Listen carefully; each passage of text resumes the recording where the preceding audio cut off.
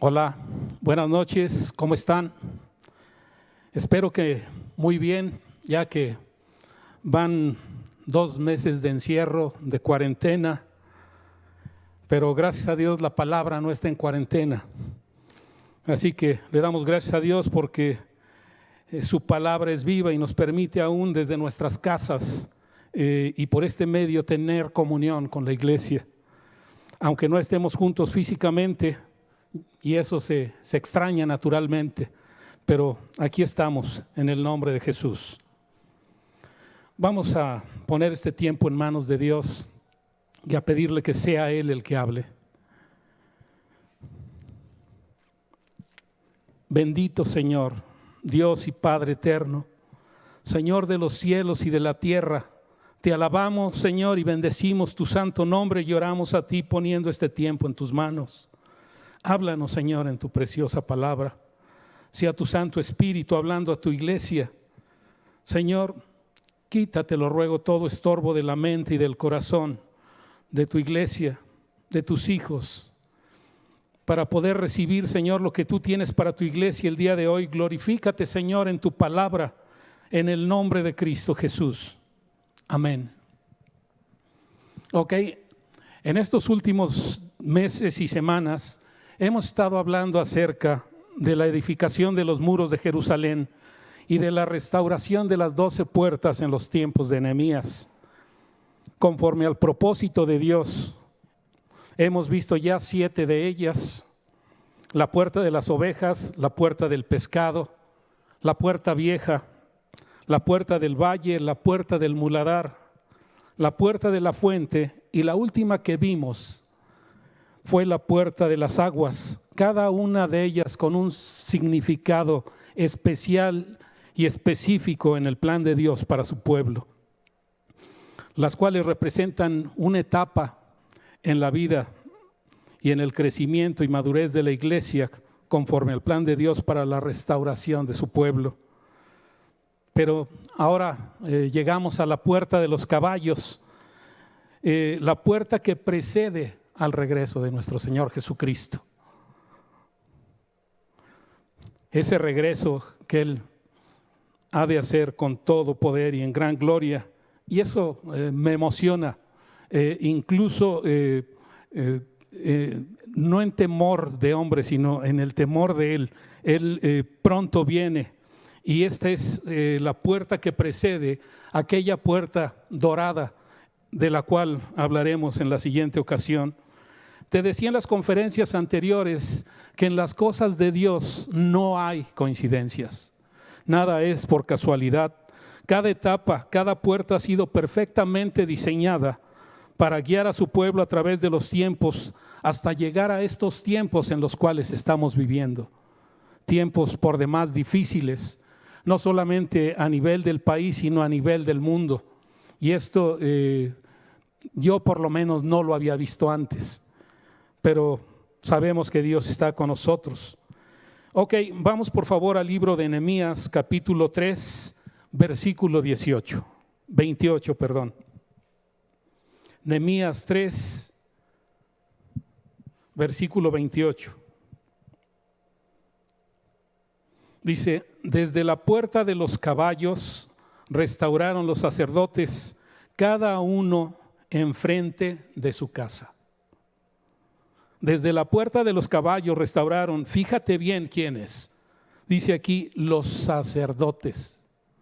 Los sacerdotes.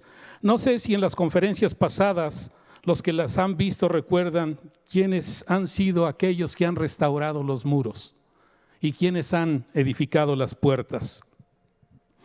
Desde la puerta de las ovejas, que está ahí mismo en Nehemías 3:1, al inicio del capítulo dice: entonces se levantó el sumo sacerdote Eliasib con sus hermanos los sacerdotes y edificaron la puerta de las ovejas. Ellos arreglaron y levantaron sus puertas. La puerta de las ovejas, la entrada, el inicio en el plan de Dios para salvación de su pueblo. Jesús declaró enfáticamente en Juan 7: de cierto les digo, yo soy la puerta de las ovejas. y en el 9 dice: yo soy la puerta, el que por mí entrare será salvo, y entrará y saldrá y hallará pastos. Hermano, nadie puede venir a Dios si no es por Cristo.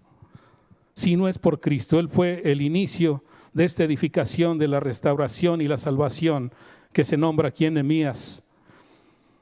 Pero en Nehemías 3:1 maneja que el que levantó esos muros y esas puertas fue el sumo sacerdote Eliasib con sus hermanos los sacerdotes. Esa puerta de las ovejas, ellos la arreglaron y la restauraron. Esta puerta, hermano, representa a Cristo y dice que fue edificada por los sacerdotes y sus hermanos. Pero en Nehemías 3:26, vamos un poquito más adelante, ahí mismo en el versículo 26, dice: y los sirvientes del templo que habitaban en Ofel restauraron hasta enfrente de la puerta de las aguas al oriente y la torre que sobresalía. En esa ocasión hablamos acerca de lo que representan esos sirvientes del templo que estaban todo el día en ese lugar y habitaban en lugares altos en Ofel, en esos lugares altos que representan la presencia de Dios en la iglesia, sumergidos en esas aguas que es la palabra de Dios. Aquí viene lo más importante.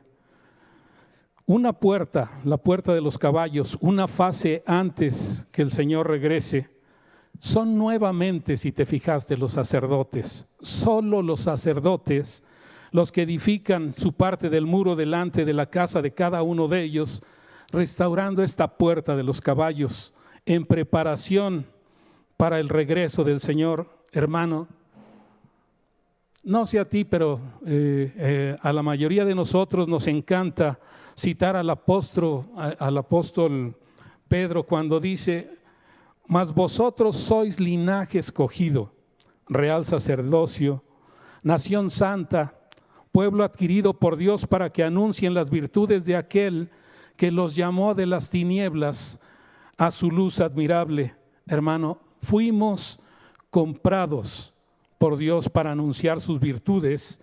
Y dice ahí en 2:10, en primera de Pedro: mas vosotros, hablando de ti y de mí, mas vosotros que en otro tiempo no eran pueblo, pero que ahora son pueblo de Dios, que en otro tiempo no habían alcanzado misericordia, pero que ahora han alcanzado misericordia.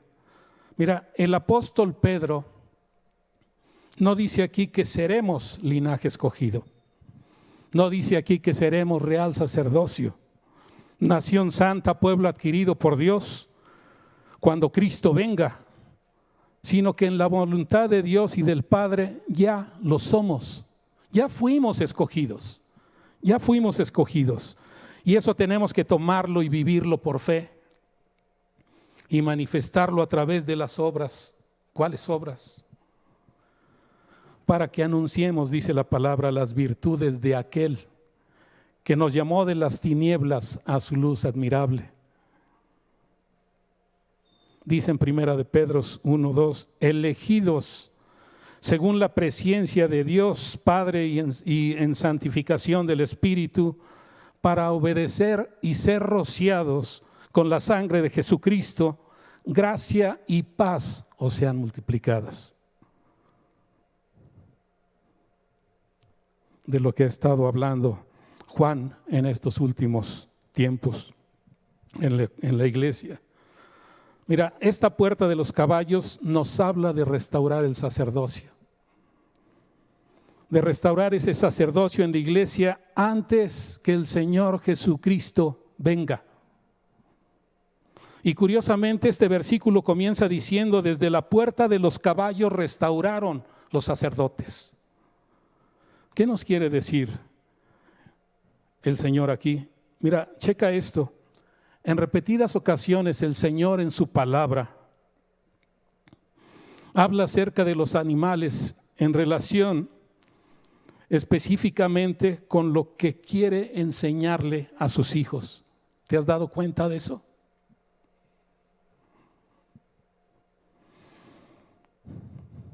Mirad las aves del cielo, que no siembran ni recogen en graneros, y vuestro Padre Celestial las alimenta.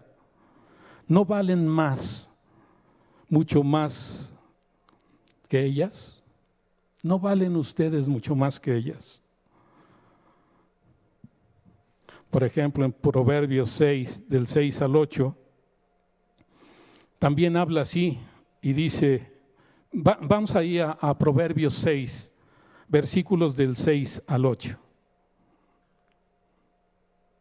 El Señor hablando de las aves del cielo, que no siembran, ni cosechan, ni ciegan, ni recogen en graneros, y el Padre las alimenta, para enseñarlos que nosotros tenemos más valor que ellas delante de Él.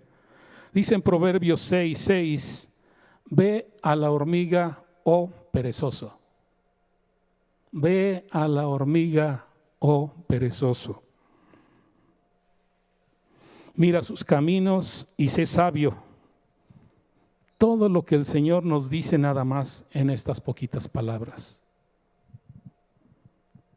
El Señor nos muestra dónde está incluso esa sabiduría de las hormigas. Dice en el 7, la cual no teniendo capitán, ni gobernador, ni señor, prepara en el verano su comida y recoge en el tiempo de la siega su mantenimiento. La cual no teniendo capitán, ni gobernador, ni señor, prepara en el verano su comida y recoge en el tiempo de las siegas su mantenimiento. Hermano, ella sabe que el invierno viene. Sabe que vienen tiempos difíciles y trabaja para ello. Se prepara para esto, trabaja, guarda y ahorra mientras puede hacerlo. Mientras puede hacerlo. Y fíjate en esto, una característica muy importante en las hormigas es que todas trabajan. Todas trabajan. Se sincronizan de una manera impresionante. Se conectan una con otra. Están interconectadas, cada una de ellas sabe lo que tiene que hacer. Checa, mira, cuando el Señor se refiere a que todos en la iglesia seamos de un mismo sentir, participando, ayudando, trabajando, así como las hormigas, donde ninguna de ellas deja de trabajar, donde ninguna hormiga se cree más que otra, y aunque hay rangos, no se mandan solas. Dicen Filipenses 4:2, vamos ahí, Filipenses 4:2, por favor.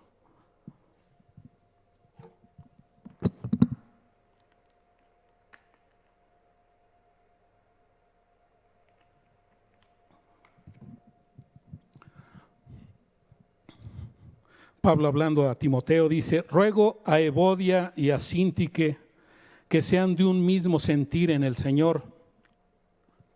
Mira, ya no estaban trabajando juntas Evodia y Síntique. Y eso representaba un problema no solo para ellas, sino para la iglesia completa. Así que el apóstol Pablo ruega a Evodia y a Síntique que sean de un mismo sentir en el Señor. Igualmente el apóstol Pedro habla en Primera de Pedro 3, del 8 al 9, diciendo, Primera de Pedro 3, 8 y 9. Dice, finalmente sean todos de un mismo sentir. Mira, y da algunas características de esto.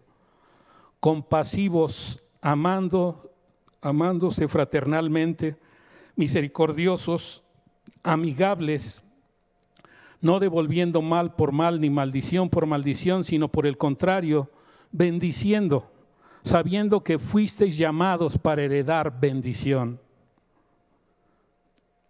El Señor llamando a sus hijos, a su iglesia, a andar en un mismo sentir.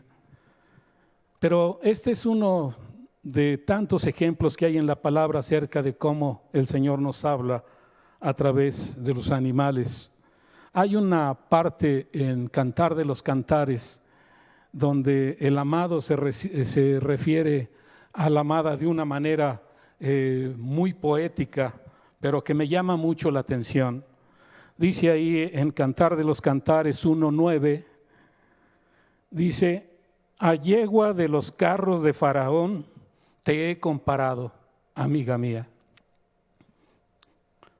No sé si lo habías visto o notado. Dice: a yegua de los carros de Faraón te he comparado, amiga mía. Hermosa son tus mejillas entre los pendientes, tu cuello entre los collares. Así se refiere el Señor a su pueblo y nos habla. Pero volvamos a la puerta de los caballos. ¿Y qué es lo que representa el caballo? Y los que trabajaron en la edificación de esta puerta. Vamos por favor al libro de Job, capítulo 39. Job, capítulo 39, versículos del 19 al 25.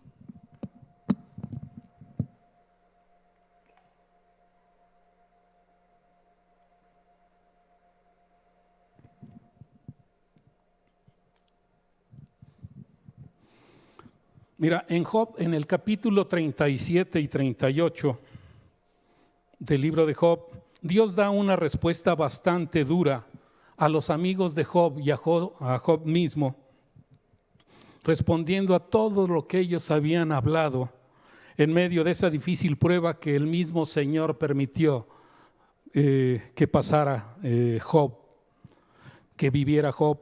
Sabemos la historia acerca de Job, pero dice en Job 38 del 1 al 4, dice: entonces respondió Jehová a Job desde un torbellino y dijo: ¿quién es ese que oscurece el consejo con palabras sin sabiduría? Ahora ciñe como varón tus lomos, yo te preguntaré y tú me contestarás. Y comienza diciéndole: ¿dónde estabas tú cuando yo fundaba la tierra?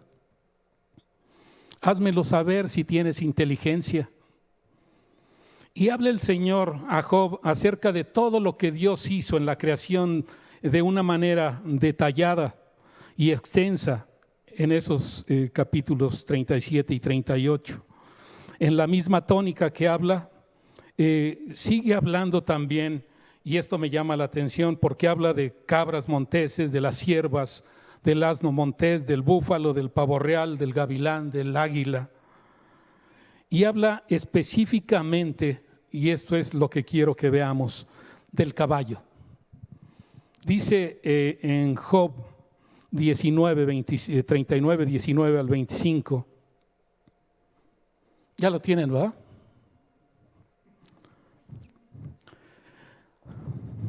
Job 19. ¿Diste tú al caballo la fuerza? ¿Vestiste tú su cuello de crines ondulantes? ¿Le intimidarás tú como a langosta? El resoplido de su nariz es formidable. Escarba la tierra, se alegra en su fuerza, sale al encuentro de las armas. Hace burla del espanto y no teme ni vuelve el rostro delante de la espada. Contra él suenan la aljaba, el hierro de la lanza y de la jabalina. Y él con ímpetu y furor escarba la tierra, sin importarle el sonido de la trompeta. Antes, como quien dice entre los clarines: ea, desde lejos, dice, huele la batalla. Hermano, no es casualidad que esta puerta sea llamada la puerta de los caballos, ya que en ese tiempo los caballos no eran exclusivamente para carga, de hecho no se utilizaban para carga. No eran como esos caballos de la marquesa o de las ferias a donde llevas a los niños y los montas y el pobre caballo todo flaco apenas da 2 pasos y se para. No habla de esos caballos. No, el uso principal para los caballos, oye esto, en ese tiempo, era para utilizarlos en la guerra. Eran específicamente utilizados para la guerra. Estaban reservados para la guerra. En ellos montaban principalmente los reyes y los oficiales del ejército. Y también eran utilizados, por supuesto, para jalar los carros de guerra. De hecho, esta puerta de los caballos era por donde entraban la mayoría de los caballos, en la puerta que daba directamente al palacio del rey. Esta puerta, por ahí entraban los caballos y daba directamente a la casa del rey. No sé si te diga algo esto. Checa esto, desde que venimos a Cristo, o más bien dicho, desde que el Padre nos trajo a Él y lo recibimos como nuestro Señor y Salvador, entramos en un campo de batalla, donde nuestros enemigos en verdad son poderosos, son malos, son crueles, inmisericordios. Y Satanás, su capitán, hermano, tú lo sabes, él no solo quiere herirte, él no solo quiere dañarte un poco y ya, él quiere matarte. Él quiere matarte. La palabra dice que Satanás anda como león rugiente buscando a quien devorar. Buscando a quien devorar. Y aún al Señor mismo quiso matarlo. Utilizaba hasta los mismos discípulos para hacerlo tropezar y caer. Y si eso hicieron, hermano, con él, ¿qué no harán con su iglesia? Acuérdate de lo que desde la puerta de las ovejas hablamos, de lo que vimos, de todo aquel que a él viene, y esto está en Mateo 16, 24 y 25, donde dice, entonces Jesús dijo a sus discípulos,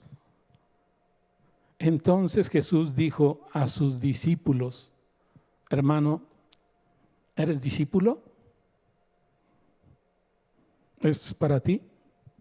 Si alguno quiere venir en pos de mí, niéguese a sí mismo y tome su cruz y sígame, porque todo el que quiera salvar su vida, la perderá, y todo el que pierda su vida por causa de mí, la hallará. Hermano, nos demos cuenta o no, estamos en medio de una batalla. Una pregunta, no sé si tú has visto esas películas épicas cuando dos ejércitos impresionantes están uno frente al otro en medio de un valle muy grande, prestos para la batalla, donde hacen tomas de cámara de cerca de toda la línea del frente, una línea casi interminable, donde están los más fuertes, los más valientes. Y puedes ver los caballos incluso con una careta de metal, a donde la ponen y se pueden ver los ojos del caballo, incluso hacen tomas de cerca del caballo, donde el caballo está resoplando, está inquieto, sus ojos muy abiertos y el resoplido de su nariz se ve impresionante. En eso puedes ver cómo el caballo rasca antes de empezar la batalla la tierra con las patas. Va rascando la tierra y resopla. Dice la palabra en lo que acabamos de ver que huele la batalla de lejos. Él sabe que viene el enemigo contra él. Él sabe dónde está parado. Que el enemigo que viene contra él también es muy poderoso y no se amedrenta, y que cuando dan la orden de batalla, el caballo sale disparado hacia el frente y no retrocede. No teme. En la palabra dice que se burla del temor. Así deben ser, hermano, los que están en medio de una batalla. Así deben de ser. Esas características son necesarias para vencer, aunque sabemos en todo tiempo que no estamos solos. Hay un pasaje que me encanta, el cual vimos cuando estudiamos la puerta del valle, y este es donde David pelea contra Goliat. Y esto está en 1 de Samuel 17. Vamos ahí a Primera de Samuel, capítulo 17. En este capítulo es donde narra la batalla que enfrenta Israel contra los filisteos.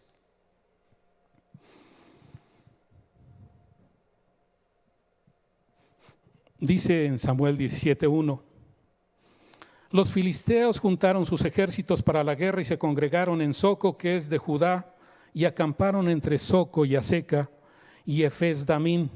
También Saúl y los hombres de Israel se juntaron y acamparon en el valle de Ela y se pusieron en orden de batalla contra los filisteos. ¿Recuerdan dónde estaban los dos ejércitos en esta batalla? Aquellos que han visto las conferencias, ¿se acuerdan dónde estaban los dos ejércitos en esta batalla? Dice en el 3: y los filisteos estaban sobre un monte a un lado, e Israel estaba sobre el otro monte al otro lado, y el valle entre ellos, hermano, no se tocaban, no se acercaban. Estaban cada uno en su montaña. Dice que salió entonces del campamento de los filisteos un paladín, el cual se llamaba Goliat, de Gat, y tenía una altura de 6 codos y un palmo, casi 3 metros de altura. Y traía un casco de bronce en su cabeza y llevaba una cota de malla, y el peso de la cota 5,000 siclos de bronce.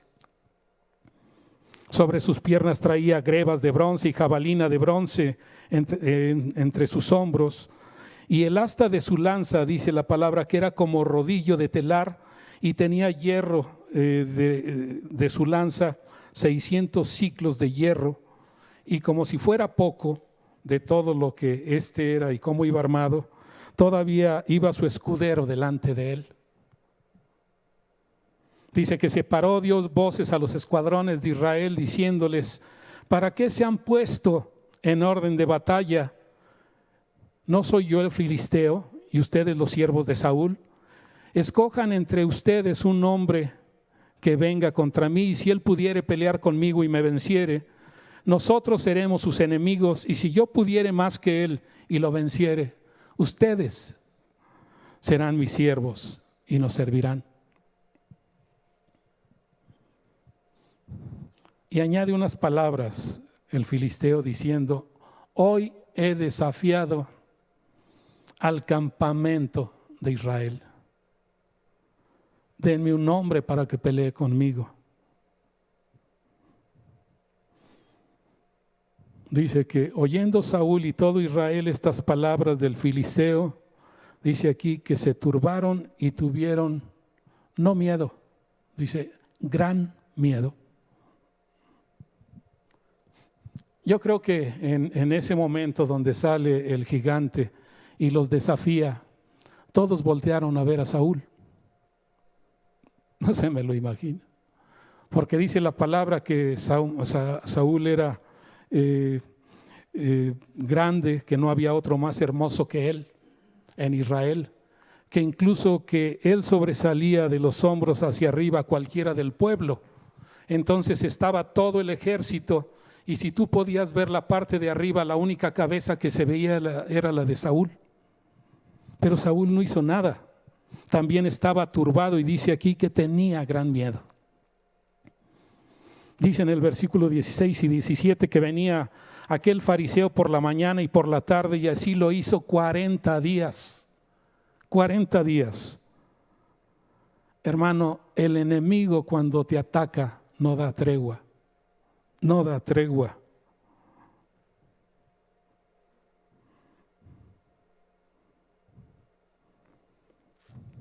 Después de eso, el papá de David, Cis, dice que manda a David a checar cómo estaban sus hermanos, pero sus hermanos, en lugar de recibirlo bien porque les traía alimento, dice que lo regañan y le dicen que solo para ver la pelea habían ido. David le responde: ¿qué he hecho yo ahora? ¿No es esto mero hablar? Hay gente que habla mucho.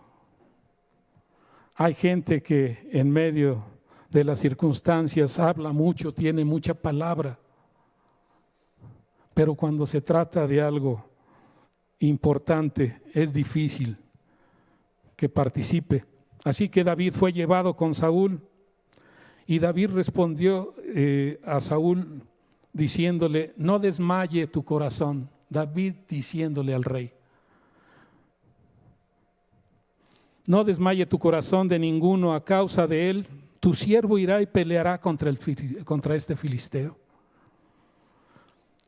Y aunque Saúl lo menospreció por su tamaño y dijo que David no podría ir contra Saúl, contra Goliat el gigante, él persistió y fue. Dice en el versículo 40 que tomó su cayado en su mano y escogió 5 piedras lisas del arroyo y las puso en el saco pastoril. Tomó su honda en su mano y fue hacia el filisteo. ¿Te has preguntado por qué tomó 5 piezas? ¿Por qué 5 piedras? Esto también tiene una enseñanza, hermano, porque tú puedes vencer a tu enemigo, pero lo más seguro es que no es el único. Tú podrás haber vencido a alguien, pero no es el único. En Crónicas narran algo acerca de que Saúl tenía 4 hermanos. Es posible que David tomó las 5 piedras pensando que también los hermanos de Goliat estuvieran ahí. Entonces él toma 5 piedras y va a la batalla. Dice: y el filisteo venía andando y acercándose a David y su escudero delante de él. Y cuando el filisteo vio a David, le tuvo en poco, porque era muchacho y rubio y de hermoso parecer.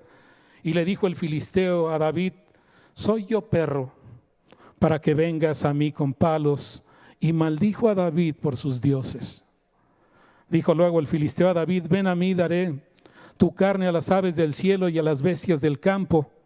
Pero ve la respuesta impresionante de David. Entonces dijo David al filisteo: tú vienes a mí con espada y lanza y jabalina, mas yo vengo a ti en el nombre de Jehová de los ejércitos, el Dios de los escuadrones de Israel, a quien tú has provocado. ¡Qué declaración!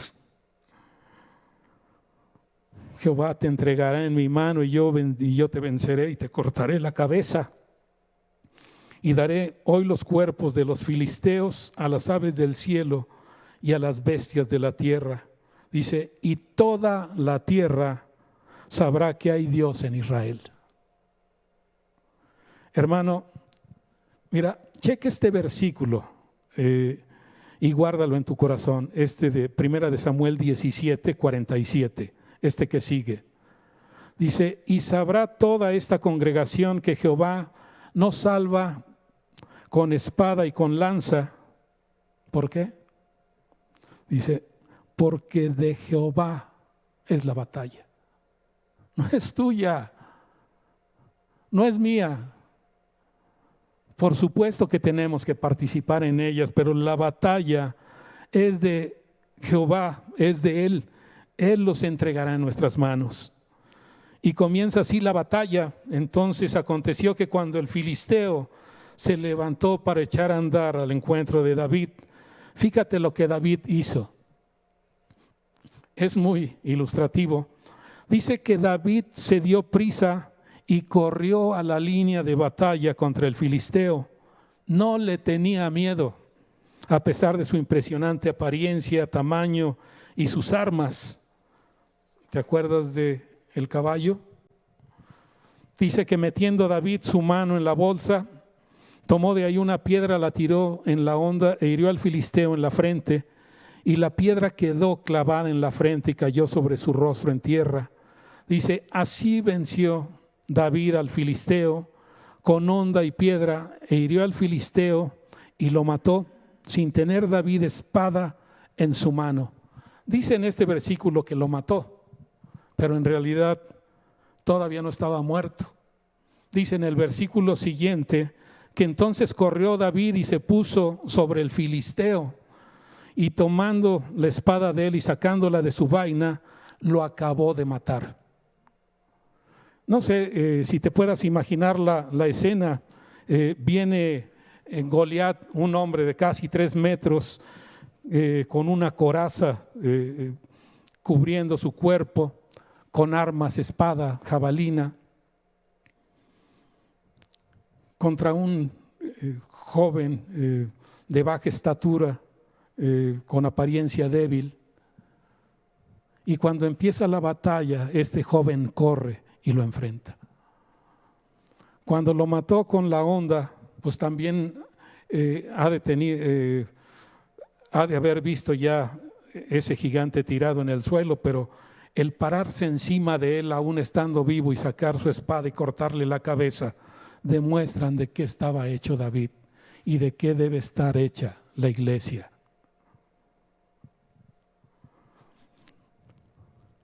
Dice, y cuando los filisteos vieron a su paladín muerto, huyeron. No sé a ti, pero a mí me encanta este pasaje y me enseña mucho acerca de lo que representan las puertas de los caballos. David en este pasaje hace unas declaraciones impresionantes. En el 17:45 dice, entonces dijo David al filisteo, tú vienes a mí con espada y lanza y jabalina, mas yo vengo a ti en el nombre de Jehová de los ejércitos, el Dios de los escuadrones de Israel, a quien tú has provocado. Hermano, ¿cómo enfrentamos nuestras batallas? Estamos en los montes, nos paramos en un monte y el enemigo en otro y esperamos que salga alguien más a pelear. ¿Cómo enfrentamos nuestras batallas? ¿Nos armamos hasta los dientes en nuestras propias fuerzas o vamos en el nombre del Señor, el Dios de los ejércitos de Israel? Mira, hermano, muchos desgraciadamente, desde las primeras pruebas, después de recibir a Jesús, se dan la vuelta y se van.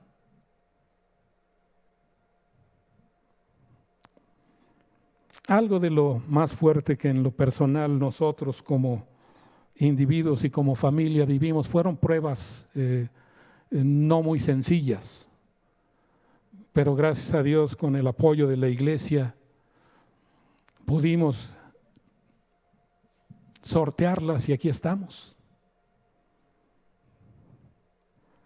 Pero la mayoría, cuando empiezan las batallas de a de veras en el camino del Señor, se dan la vuelta y se van. Hay un ejemplo clásico en el libro de Jueces, en el capítulo 7, donde habla de Gedeón como juez de Israel, que tiene que llevar al pueblo de Israel en batalla contra los madianitas. Y este pasaje ilustra claramente lo que pasa en el pueblo de Dios y con el pueblo de Dios y lo que el Señor hace por ellos. Vamos ahí, por favor, a Jueces capítulo 7.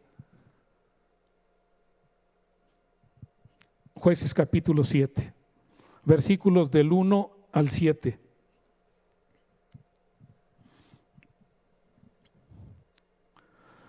Dice, levantándose pues de mañana Jerobal, el cual es Gedeón, y todo el pueblo que estaba con él, acamparon junto a la fuente de Arot, y tenía el campamento de los madianitas al norte, más allá del collado de Moré, en el valle. Y Jehová dijo a Gedeón, el pueblo que está contigo es mucho para que yo entregue a los madianitas en su mano. No sea que se alabe Israel contra mí diciendo, mi mano me ha salvado. Ahora pues, haz pregonar en oídos del pueblo diciendo, quien tema y se estremezca, madrugue y devuélvase desde el monte de Galat. Y se devolvieron de los del pueblo, ve la cifra, 22,000. 22,000 de los del pueblo de Israel. ¿Te acuerdas del caballo que va hacia adelante y no retrocede y no teme? Aquí se regresaron 22,000 antes de empezar la batalla.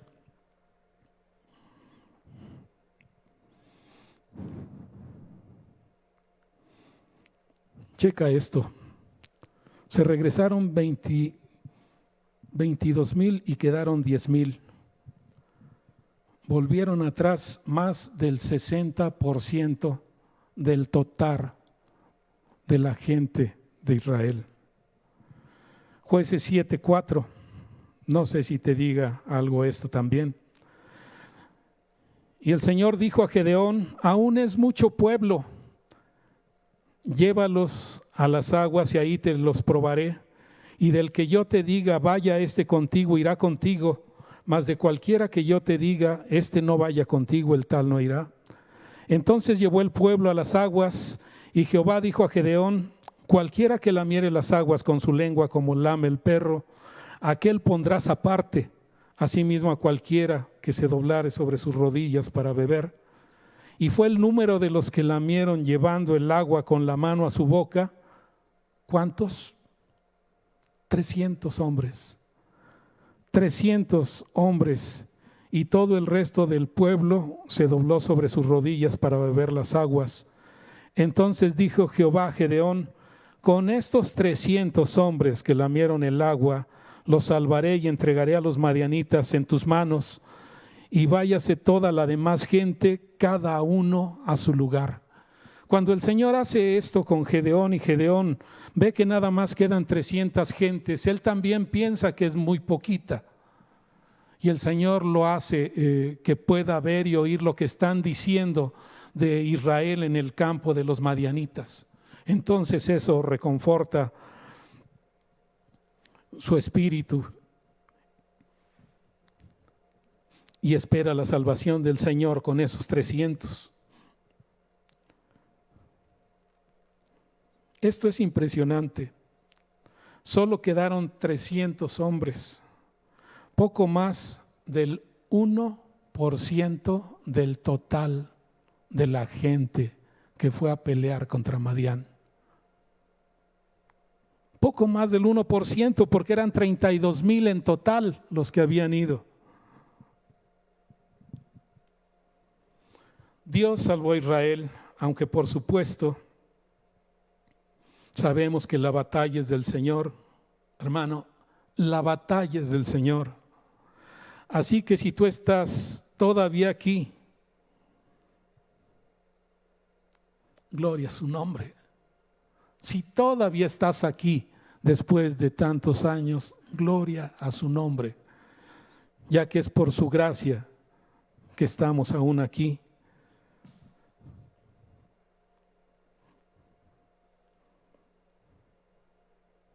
Sabemos que la batalla es del Señor, que Él es el que pelea por nosotros, aunque por supuesto sabemos y debemos entender que también participamos de esas batallas. Así que si tú estás todavía aquí, gloria a su nombre, porque hermano, ya falta poco, Él viene pronto, Él viene pronto, amén. La palabra dice que nuestras armas no son carnales, sino poderosas en Dios. Así que sabemos que estamos en medio de una batalla, pero la palabra dice que nuestra lucha no es contra sangre y carne, en Efesios 6:12 al 18. Vamos ahí, por favor. Efesios capítulo 6, versículos del 12 al 18.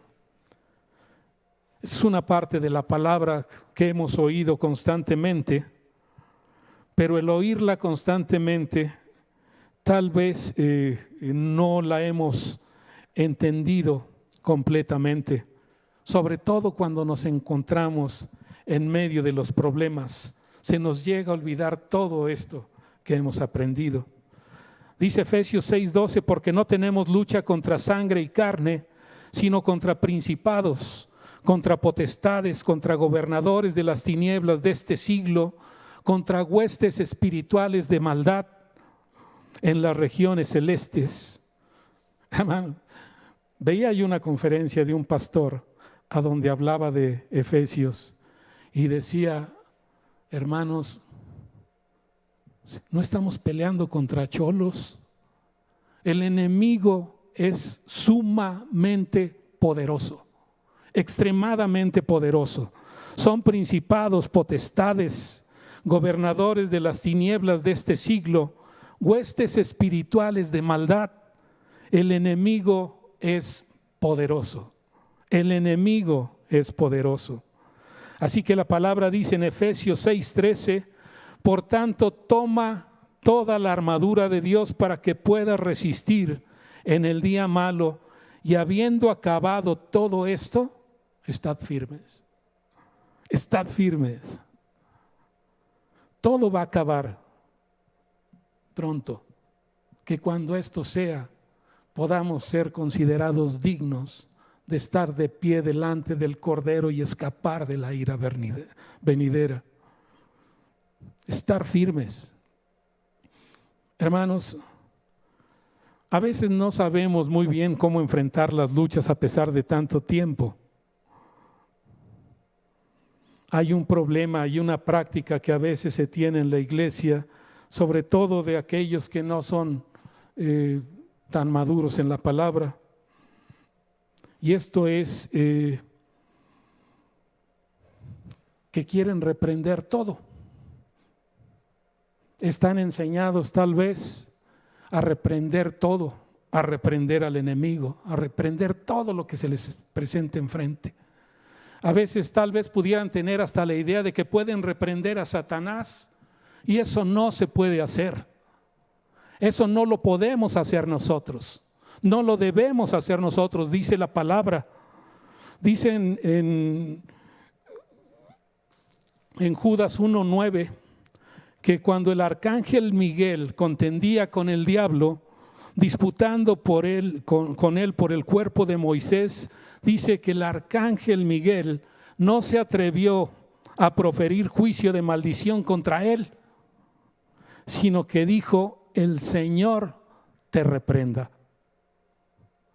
A veces no entendemos cómo pudiéramos pensar de esta manera. Hermano, nosotros no podemos reprender al diablo, pero el Señor nos ha dado otras armas impresionantes, impresionantes. Dice Santiago 4:7, someteos pues a Dios, dice, resistid al diablo, dice, y huirá de vosotros. No necesitas reprenderlo, resístelo, resístelo. Yo creo que eso sí está bastante claro. Someteos pues a Dios, resistir al diablo y huirá de vosotros. El apóstol Pablo, dando instrucciones a Timoteo acerca de cómo comportarse, le decía cosas como esta. Segunda de Timoteo 2:15, procura con diligencia presentarte a Dios aprobado, como obrero que no tiene de qué avergonzarse. Y checa esto, que usa bien la palabra de verdad. Una de las armas más poderosas que el Señor nos ha dado, la palabra de verdad. La palabra de Dios. Hermano, estamos en medio de una batalla, aunque no nos demos cuenta.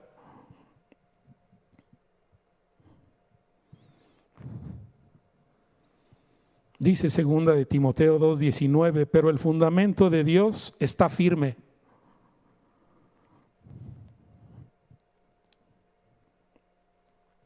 Teniendo este sello, conoce el Señor a los que son suyos. Y apártense de iniquidad todo aquel que invoca el nombre de Cristo. Conoce el Señor a los que son suyos y apártese de iniquidad todo aquel que invoca el nombre de Cristo. Una instrucción específica. Pablo le decía también a Timoteo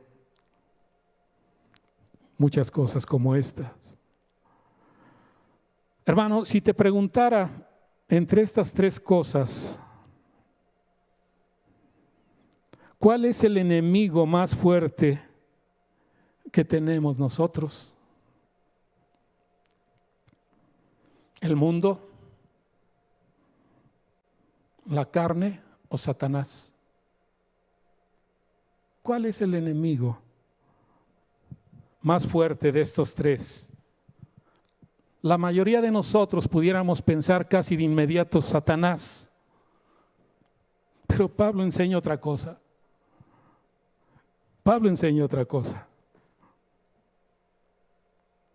La palabra dice que resistamos al diablo y el diablo huirá de nosotros. Y el diablo huirá de nosotros. Pablo habla de otro enemigo, las pasiones juveniles. Las pasiones juveniles. Pablo le decía a Timoteo, huye también de las pasiones juveniles y sigue la justicia, la fe, el amor y la paz con los que de corazón limpio invocan al Señor. Huye de las pasiones juveniles. A veces pudiéramos pensar que las pasiones juveniles son para adolescentes y jóvenes, pero hay mucha gente grande, incluso muchos viejitos, que tienen pasiones más juveniles que los adolescentes, que no pueden controlar sus ojos cuando ven a una mujer, aunque estén casados, o que tienen en su mente un montón de basura.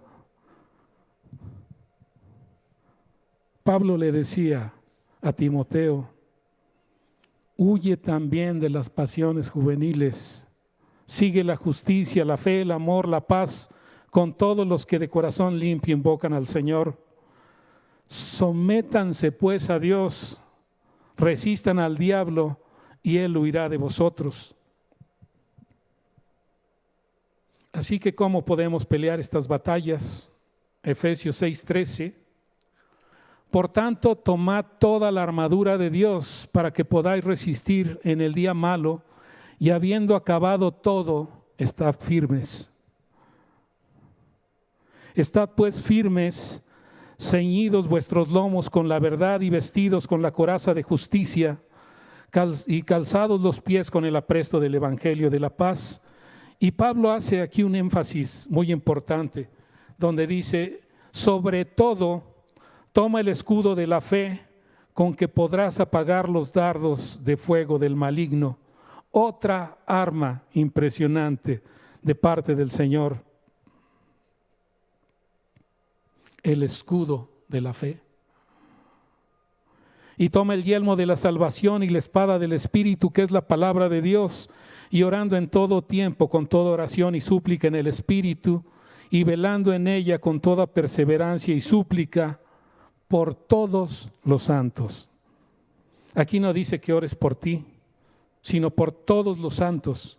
Aquí se aplica eso de que oro por mí, por todos mis amigos, por toda la congregación.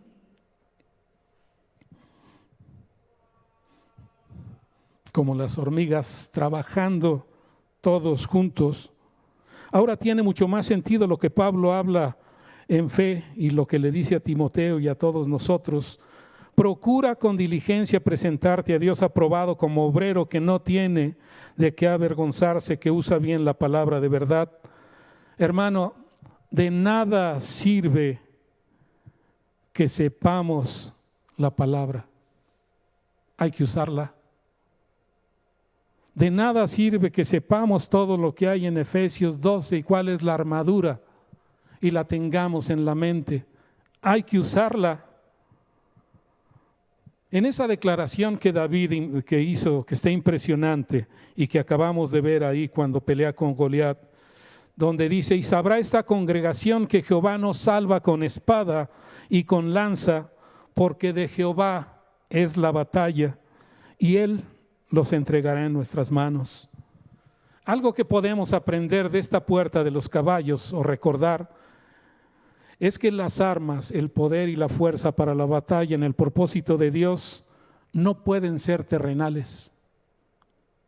No pueden ser terrenales, sino espirituales y poderosas en Dios, porque las batallas son del Señor y nosotros solo somos parte de ellas.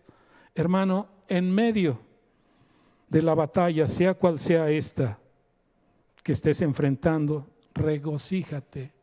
Regocíjate en la fuerza de tu Dios, en la misma fuerza que Él te dio a través de su espíritu, un espíritu de valor y no de temor, porque del Señor es la batalla y Él os la entregará en vuestras manos. Seamos pues parte de esos sacerdotes con estas características que acabamos de ver, no en lo natural, sino en lo espiritual. Sacerdotes que edifican esta puerta de los caballos, que es la restauración del sacerdocio, que espera preparado para las batallas antes del regreso del Señor. Amén.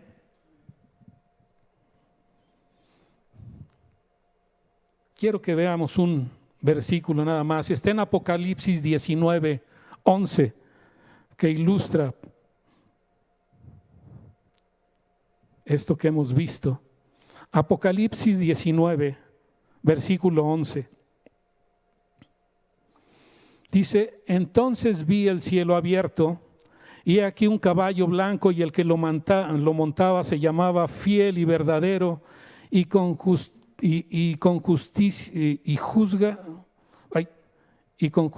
juzga, ¿qué? Y pelea. Entonces vi el cielo abierto, y aquí un caballo blanco, y el que lo montaba se llamaba Fiel y Verdadero, y con justicia juzga y pelea. Amén. Bendito Dios y Padre, Señor de toda la creación, te alabamos y bendecimos tu santo nombre. Te damos gracias, Señor, por tu preciosa palabra, por tu instrucción, por tu cuidado. Gracias, Señor, porque tú estás con nosotros en todo tiempo. Tú eres, Señor, el que peleas por nosotros. Tuyas son las batallas. Señor, que podamos estar vestidos con toda la armadura de Dios para que podamos resistir en el día malo. Y cuando todo esto acabe, mi Dios, estar firmes. A ti sea la gloria en el nombre de Cristo Jesús. Amén. Gracias.